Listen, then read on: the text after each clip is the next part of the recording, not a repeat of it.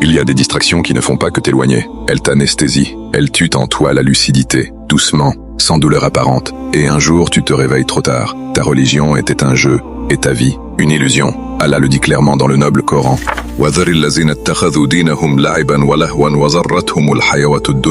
Et délaisse ceux qui prennent leur religion pour jeu et amusement, et que la vie d'ici-bas trompe. Ibn Kathir nous dit, le verset ordonne de délaisser ces personnes.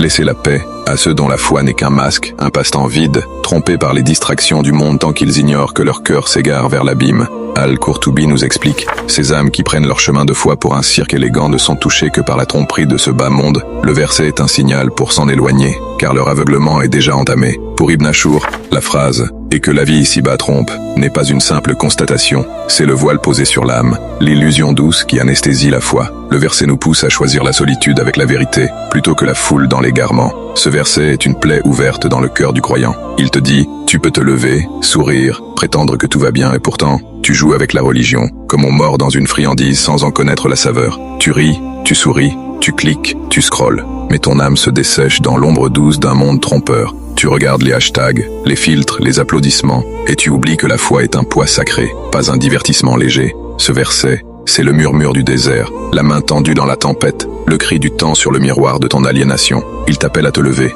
à choisir le vide intérieur plutôt que le plein amer, à marcher vers Dieu, même si tout autour te dit « divertis-toi ». Ce verset fait si mal à lire, parce que tu vois dans son miroir ton propre éclat froid, ta foi réduite à un like, tes prières calculées au millimètre, tes louanges écrites pour impressionner, et l'âme qui crie « qu'as-tu fait de moi ?» Ce verset n'est pas une condamnation, c'est une invitation à rompre, couper les fils invisibles qui te lient à l'illusion. Pars vers la solitude avec la vérité, pars vers ce qui brûle silencieusement en ton cœur, avant que la vie t'engloutisse dans son mirage. Qu'Allah renforce ta pratique quotidienne selon le Coran et la Sunna. Tape Amin en commentaire.